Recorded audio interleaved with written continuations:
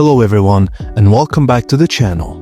Today I am going to show you exactly how to get voice chat on Roblox step by step.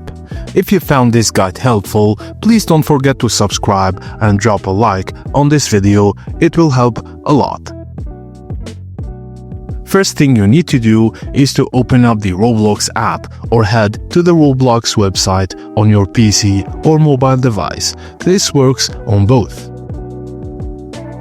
Now, click on the gear icon in the top right corner of Roblox and select Settings. On mobile, just tap the three dots in the bottom right, scroll down to Settings, then tap on Account Info. So, to enable voice chat, you must verify your age and be 13 or older. Click on the Verify My Age button. A pop-up will appear asking you to scan a QR code. Use your smartphone camera to scan the QR code. If it doesn't work, download the QR code scanner app from your app store. You will now be asked to upload a government-issued ID and take a selfie. Make sure you're in a well-lit area. Tap Let's Go and give camera access and follow the instructions. Just note that your info is processed securely. Roblox uses verified systems to keep your data safe.